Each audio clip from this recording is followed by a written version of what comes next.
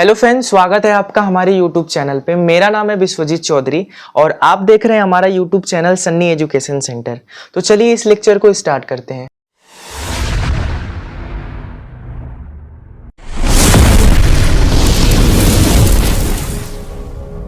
देखिए ये लेक्चर जो होगा हमारा क्लास 9th के सिलेबस जो होता है ना, उसमें बायोलॉजी जो चैप्टर है, जिसमें हम पहला चैप्टर पढ़ेंगे आज सेल के बारे में। तो ये हमारा लेक्चर बेसिकली उसी सेल चैप्टर से रहेगा। तो चलिए लेक्चर को स्टार्ट करते हैं। देखिए अगर हम सेल की बात कर लें तो सेल बेसिकली होता क्या है।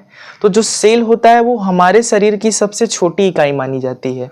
जैसे अगर हम अपने शरीर को छोटे छोटे भागों में, बायोलॉजिकल टर्म में छोटे छोटे भागों में ऐसे तोड़ते जाएं, तो जो हमारा शरीर का जो सबसे छोटा भाग होगा, जिसको हम किस नाम से जानते हैं, सेल के नाम से जानते हैं। तो जो सेल होती है वो हमारे शरीर की सबसे छोटी इकाई होती है। तो चलिए आगे और समझते हैं सेल के बारे में। जैसे मान लीजिए कोई एक घर होता है, तो घर की बनावट कैसे होती है। घर की बनावट जो होती है वो छोटे छोटे ईंटों से होती है।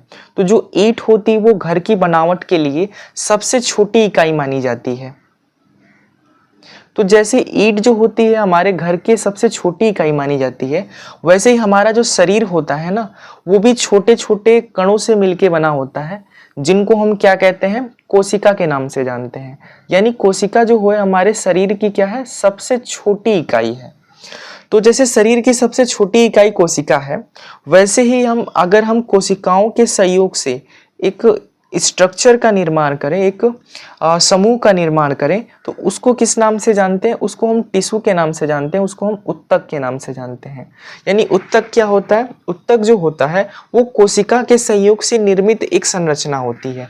जैसे हमारा शरीर कोशिकाओं से मिलकर बना है और कोशिकाएं से मिलकर के उत्तक बनता है, वैसे ही उत्तकों के सहयोग से हमारे शरीर का कोई एक ऑर्गन बनता है, कोई हमारे शरीर का एक भाग बनता है, और फिर छोटे छोटे भागों से मिलकर के हमारा पूरा शरीर का निर्माण होता है।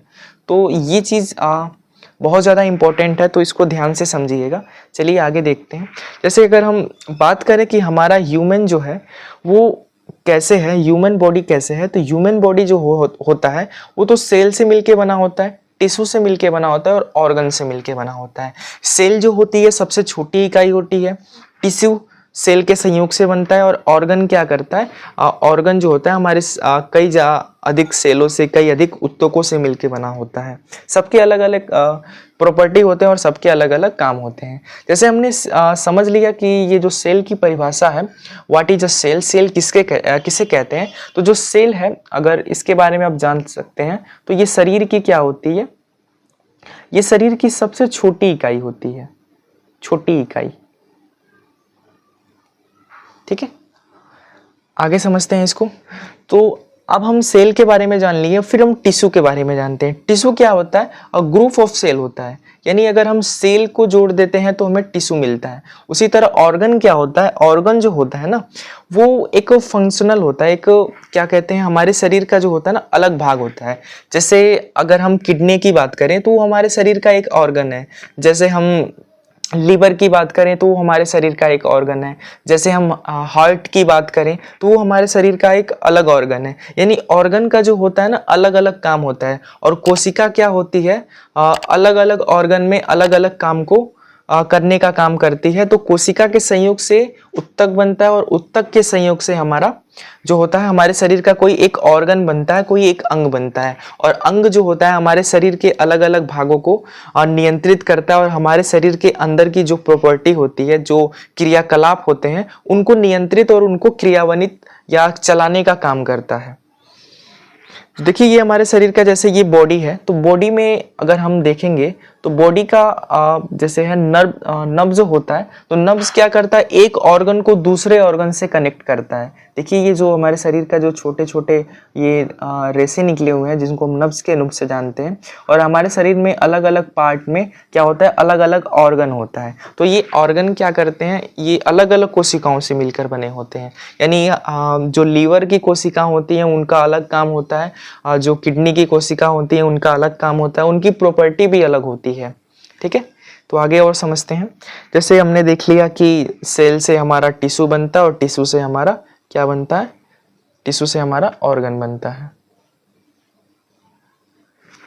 सेल से टिश्यू और टिश्यू से ऑर्गन का निर्माण होता है। आगे समझते हैं। देखिए ये रिलेटेड कैसे होते हैं, जैसे हमारे शरीर की अगर संरचना की बात कर लें तो ये ऐसे एक दूसरे से रिलेट होते हैं। आगे समझते हैं। जैसे सेल की प्रॉपर्टी देख ली कि हमारे शरीर की सबसे छोटी इकाई होती है। टिश्यू क्या होता है, ये हमें शरीर को क्या करता है, ये देखिए प्रोवाइड सेव और प्रोटेक्शन देने का काम करता है। ऑर्गन क्या करता है, ये हमारे शरीर का जो सिस्टम होता है। तो चलिए हम अपने सिलेबस को स्टार्ट करते हैं। बेसिकली हमारा सिलेबस में जो पहला टॉपिक है वो है हमारा सेल, जिसको हम कोशिका के नाम से जानते हैं। तो सेल थ्योरी ये क्या है, इसको हम आगे डिस्कस करेंगे। सबसे पहले हम सेल की कुछ प्रॉपर्टी को जान लेते हैं। देखिए इस लेक्चर में हम बेसिकली किन किन बातों को सीखेंगे वो देख लेते हैं। सबसे पहले हम सीखेंगे कि कोशिका क्या होती है, फिर हम सीखेंगे कि कोशिका विभाजन क्या है, फिर हम सीखेंगे कि कोशिका सिद्धांत क्या है। इन 3 टॉपिक पे हमारा पूरा फोकस होगा। कोशिका क्या है, कोशिका विभाजन क्या है, कोशिका सिद्धांत क्या है। तो चलिए एक एक टॉपिक को उठा करके उसको विस्तार से पढ़ते हैं। सबसे पहले हम समझ लेते हैं कि कोशिका है क्या। तो जैसे हमने पीछे सीखा है कि कोशिका है क्या, तो यहाँ पे मैंने उसी को लिख दिया है। देखिए कोशिका हमारे शरीर की जो है ना आधारभूत इकाई है। आधारभूत इकाई का मतलब ये होता है कि हमारा शरीर जो बन रहा है, तो जो सबसे अगर निचला स्तर होता है, जैसे घर को बनाने के लिए नींव जो रखा जाता है, नीचे ईंट जो रखा रहता है, वो ईंट क्या होता है, उस घर का एक आधार होता है। उसी तरह हमारे शरीर का एक आधार है, वो क्या है, कोशिका है। यानी कोशिका हमारे शरीर की एक आधारभूत इकाई में से क्या होती है, एक होती है। और यह शरीर की संरचनात्मक एवं कार्यात्मक इकाई होती है। देखिए ये संरचनात्मक क्या होता है, संरचनात्मक का मतलब ये होता है कि हमारे शरीर जो बना है उसकी जो संरचना है ना, वो कोशिका ही निर्धारित करती है। कोशिका कैसे फिट होगी और कैसे फिट हो करके हमारे शरीर की संरचना का निर्माण करेगी, ये कौन डिसाइड करता है, तो ये कोशिका डिसाइड करता है। फिर ये कार्यात्मक का मतलब क्या होता है, कार्यात्मक मतलब होता है कि हमारे शरीर में अलग अलग ऑर्गन का अलग अलग काम होता है। अलग अलग काम क्यों हो जाता है, क्योंकि हमारा शरीर का जो ऑर्गन होता है वो अलग अलग कोशिकाओं से मिलकर बना होता है। तो अलग अलग कोशिकाओं से मिलकर बनने के कारण क्या होता है, उनका जो प्रॉपर्टी होता है, उनका जो कार्य करने की प्रकृति होती है वो भिन्न भिन्न होती है। इसीलिए बोला जाता है जो ये कोशिका है वो हमारे शरीर की संरचनात्मक एवं कार्यात्मक इकाई है। तो संरचनात्मक का मतलब आप समझ गए होंगे कि हमारे शरीर में जो संरचना है उनका निर्धारण कोशिका करती है। कार्यात्मक का मतलब हो गया कि ये अलग अलग प्रकार की होती है और हमारे शरीर में अलग अलग ऑर्गन में अलग अलग प्रॉपर्टी होती है। इसीलिए हमारे शरीर के अलग अलग ऑर्गन, देखिए ऑर्गन जो है वो सब कोशिका से मिलकर बनी होती है, पर कोशिका अलग अलग प्रकार होने के कारण हमारे शरीर की अलग अलग ऑर्गन की अलग अलग प्रॉपर्टी होती है। तो ये ध्यान रखिएगा। फिर आगे समझते हैं कि कोशिका का जो आकार होता है वो बहुत छोटे भी हो सकते हैं और बहुत बड़े भी हो सकते हैं। छोटे का मतलब ये है कि इतने छोटे होते हैं कि उनको हम आंखों से देख ही नहीं सकते। उनको देखने के लिए हमें सूक्ष्मदर्शी यानी माइक्रोस्कोप का उपयोग करना होता है। परंतु कुछ ऐसे भी कोशिकाएं होती हैं जो क्या करते हैं, अंडे के जैसे बड़े होते हैं। तो कोशिका जो होती हैं वो छोटे भी हो सकती हैं, बड़े भी हो सकती हैं। तो वो अलग अलग कंडीशन पे निर्भर करता है। जैसे यहाँ पे हम 2 प्रकार की कोशिका देख लें। ये जो है ना 0.3 नैनोमीटर है, ये इतना छोटा कोशिका, और ये अंडे के आकार का कोशिका। ये 2 अलग अलग कोशिकाएं हैं। इनकी संरचना आप देख सकते हैं कि ये छोटा है, जिसको हम केवल क्या कर सकते हैं, माइक्रोस्कोप से देख सकते हैं। और ये क्या है, इसको हम माइक्रोस्कोप से नहीं देख सकते। इसको देखने के लिए हमें क्या करना पड़ेगा, इसको देखने के लिए हमें ये अंडे के आकार का होता है बेसिकली। आगे देखते हैं, यहाँ पे कुछ एग्जाम्पल हैं सेल के। जैसे कि ये बैक्टीरिया है। बैक्टीरिया जो है वो देखिए, बैक्टीरिया का जो कोशिका होती है वो इस प्रकार से दिखती है। हमारा जो शरीर में रेड ब्लड सेल है वो इस संरचना में दिखता है। हमारे शरीर का नर्वस सिस्टम जो होता है, नर्वस सिस्टम जो नर्वस सेल से मिलकर बना होता है, वो जो होता है वो इस प्रकार का होता है। और बाकी जो सेल हैं, फैट सेल हैं, स्टमक हैं, स्किन सेल हैं और एल्गी हैं, ये बहुत सारे अलग अलग सेल होते हैं। देखिए इनकी जो संरचना है ना वो अलग अलग है, इसीलिए हम बोलते हैं कोशिका जो जो होता है वो संरचनात्मक इकाई होती है। और इनका काम भी अलग अलग होता है। ब्लड में जो सेल होते हैं वो अलग काम करते हैं, नर्वस सिस्टम में जो सेल होते हैं वो अलग काम करते हैं। इसीलिए हम बोलते हैं कि हमारे शरीर में जो अलग अलग ऑर्गन होते हैं वो अलग अलग काम करते हैं, क्योंकि वो अलग अलग सेलों से मिलकर बने होते हैं, अलग अलग कोशिकाओं से मिलकर बने होते हैं। फिर आगे समझते हैं हम डिस्कवरी ऑफ सेल। कोशिका की खोज कैसे हुई। कोशिका की खोज के पीछे एक घटना है। घटना क्या है, इसकी खोज सबसे पहले समझ लेते हैं। इसकी खोज की थी रॉबर्ट हुक ने। कब किया था, 1665 ईस्वी में। उन्होंने क्या किया, उन्होंने सबसे पहले क्या किया, एक पेड़ लिया, पेड़ का एक छोटा सा भाग काट करके उन्होंने अलग कर लिया। अलग करने के बाद उस समय जो साधारण सूक्ष्मदर्शी थी वो धीरे धीरे प्रोग्रेस हो रही थी, मतलब अच्छी हो रही थी। और फिर उन्होंने क्या किया, इसी साधारण सूक्ष्मदर्शी की सहायता से जब उस पेड़ के अलग भाग को देखा, जिनको हम पेड़ के अलग भाग को हम कॉर्क के नाम से जानते हैं, क्वार्क, इंग्लिश में क्वार्क या कॉर्क के नाम से जानते हैं। ये बेसिकली मृत जो होती है ना, मृत डेड सेल होती है। डेड सेल क्यों होती है, क्योंकि जो भी ये सेल है ये क्या थी, वो पेड़ से अलग हो गई थी, जिसके कारण ये मृत हो गई थी। तो कोशिका की खोज तो सबसे पहले रॉबर्ट हुक ने किया, परंतु उन्होंने जिस सेल का खोज किया वो कैसा था, डेड सेल था। डेड सेल इसलिए था क्योंकि उन्होंने क्वार्क को क्या किया था, पेड़ से अलग करके उसको फिर उस पर रिसर्च किया था। तो उन्होंने जब इसको जूम करके देखा, इसको सूक्ष्मदर्शी पे रखा और इस पर रिसर्च किया, तो उन्होंने उस क्वार्क के भाग में क्या देखा कि वे जो है वो छोटे छोटे खंडों में क्या होता है, जाल के रूप में ऐसे फैली हुई है। तो और छोटे छोटे कोष्ठों में बटी हुई है। ऐसे कोष्ठ होता है ना, एक कोष्ठ, दो कोष्ठ, ऐसे कोष्ठों में बटी होती है। और उन्होंने ही इस कोष्ठ को, एक कोष्ठ को क्या नाम दिया, कोशिका नाम दिया। यानी ये अगर शब्द आ गया कि कोशिका नाम किसने दिया, तो कोशिका नाम देने वाले साइंटिस्ट कौन थे, ये थे हमारे रॉबर्ट हुक। और कोशिका की खोज करने वाले साइंटिस्ट कौन थे, वो भी थे रॉबर्ट हुक। परंतु उन्होंने जिस कोशिका की खोज की थी वो क्या था, वो डेड था। डेड का मतलब था वो मृत था, यानी मृत कोशिका की खोज की थी रॉबर्ट हुक ने। और कब की थी, 1665 ईस्वी में। ठीक है, उन्होंने क्या किया था, पेड़ से छाल को, क्वार्क को अलग किया और उसे साधारण सूक्ष्मदर्शी से देखा तो उन्होंने उसमें बॉक्स जैसी संरचना प्राप्त की, जिसको उन्होंने कोष्ठ नाम दिया। और एक एक कोष्ठ को उन्होंने अलग अलग डिवाइड किया और एक कोष्ठ को उन्होंने कहा कि यह हम इसको नाम दे देते हैं कोशिका। और फिर इसका जो है ना, कोशिका के बारे में उन्होंने अपनी पुस्तक माइक्रोग्राफिया, उनकी एक पुस्तक है, उसमें इस चीज़ का वर्णन भी किया है। फिर आगे समझते हैं हम सेल थ्योरी क्या है। देखिए सेल थ्योरी बेसिकली क्या है, जब कोशिका की खोज हो गई थी तो कोशिका के लिए बहुत सारे प्रश्न उठ रहे थे। प्रश्न क्या उठ रहे थे कि कोशिका है क्या, इसका निर्माण कैसे होता है, हमारे शरीर की संरचनात्मक और कार्यात्मक इकाई है, तो इसका अलग अलग प्रॉपर्टी क्या है। तो इसको समझाने के लिए फिर दो साइंटिस्ट आए थे, इनका नाम था स्लाइडेन और स्वान। दो साइंटिस्ट नाम थे स्लाइडेन और स्वान नाम के। उन्होंने क्या किया, सेल थ्योरी दिया।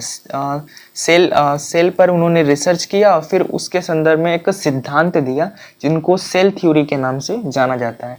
तो प्रश्न आ जाए कि सेल थ्योरी को प्रस्तुत किसने किया, तो स्लाइडन और स्वान ने। ये जर्मन विज्ञान थे दोनों, तो उन्होंने प्रस्तुत किया था स्लाइडेन और स्वान ने। उन्होंने क्या किया, सबसे पहले उन्होंने यह बोला कि ये जो सेल है वो क्या है। जो सबसे पहले उन्होंने कहा कि कोशिका जो होती है वो हमारे शरीर की आधारभूत और क्या होती है, संरचनात्मक और क्रियात्मक इकाई होती है। पहला प्रश्न उनसे पूछा गया कि यह कोशिका है क्या, तो उन्होंने बस बेसिकली यही जवाब दिया कि यह हमारे शरीर की आधारभूत इकाई है और हमारे शरीर की संरचनात्मक एवं कार्यात्मक इकाई है। फिर उनसे दूसरा प्रश्न पूछा गया कि यह जो होता है ना वो बना कैसे होता है। तो उन्होंने यह जवाब दिया कि जैसे हमारा शरीर जो होता है वो छोटे कोशिकाओं से बना होता है, यानी जो शरीर है बेसिकली वो दो प्रकार की कोशिकाओं से बन सकता है। एक को हम बोल सकते हैं कि हमारा शरीर जो होता है या तो एक कोशिका से मिलकर बनी है या तो बहु कोशिका से मिलकर बनी है। एक कोशिका का मतलब ये होता है जो अमीबा होते हैं ना, वो जो होते हैं वो एक कोशिकीय जीव होते हैं। एक कोशिकीय जीव मतलब क्योंकि उनके शरीर का निर्माण जो होता है ना एक कोशिका से होता है। परंतु अगर मानव की बात कर लें तो मानव जो होता है ना 75 ट्रिलियन इतनी ज़्यादा कोशिकाओं से मिलकर बना होता है। यानी मानव का शरीर जो होता है ना वो 75 ट्रिलियन बहुत ज़्यादा होता है, इतनी कोशिकाओं से मिलकर बना होता है। फिर उनसे एक और प्रश्न पूछा गया आखिरी में कि ये जो कोशिका हैं इनका निर्माण कैसे होता है। जैसे अगर एक कोशिका अगर वो मर गई तो नई कोशिका का निर्माण क्या होता है, परंतु उनके बारे में इनके पास, इन दोनों के पास कोई जवाब नहीं था। फिर जब जवाब नहीं था, इनके पास कोई जवाब नहीं था, तो फिर आए थे हमारे एक और नए साइंटिस्ट जिनको हम क्या नाम जानते हैं, रोडॉल्फ विर्चो। यहाँ लिखा है रोडॉल्फ विर्चो। रोडॉल्फ विर्चो जो हैं इनको क्या बोला जाता है, इन्होंने सेल थ्योरी को और ज़्यादा मॉडिफाई किया और ज़्यादा इसको एक्सप्लेन किया। ठीक है, तो मॉडिफाई करने का श्रेय जो जाता है ना रोडॉल्फ विर्चो को जाता है। उन्होंने क्या किया, जब इनसे प्रश्न पूछा गया कि ये जो सेल है, सेल जो होता है वो नए सेल का निर्माण कैसे होता है, तो दोनों साइंटिस्ट जो थे स्लाइडेन और स्वान वो इस प्रश्न का जवाब नहीं दे पाए। तो फिर आए हमारे रोडॉल्फ विर्चो साहब। उन्होंने क्या किया, उन्होंने कहा कि जो नई कोशिका का निर्माण होता है वो क्या होता है, पुरानी कोशिकाओं के विभाजन के फलस्वरूप होता है। इसका मतलब ये है कि एक कोशिका है, अगर इसको नया कोशिका बनाना होता है तो ये दो अलग कोशिकाओं में विभाजित हो जाती है। तो इसी के फलस्वरूप क्या होता है, एक कोशिका दो अलग कोशिकाओं में विभाजित हो जाती है और नई कोशिका का निर्माण हो जाता है, जिसके कारण आज जो सेल थ्योरी है वो एक पूरी थ्योरी मानी जाती है। यानी इस पे हम अगर बात कर लें तो इस पे हम 3 पॉइंट बोल सकते हैं। 3 पॉइंट क्या बोल सकते हैं, पहला पॉइंट ये है कि ये जो सेल होता है, सेल थ्योरी में पहला पॉइंट ये हमारे शरीर की क्या होती है, शरीर की जो होती है वो संरचनात्मक इकाई है।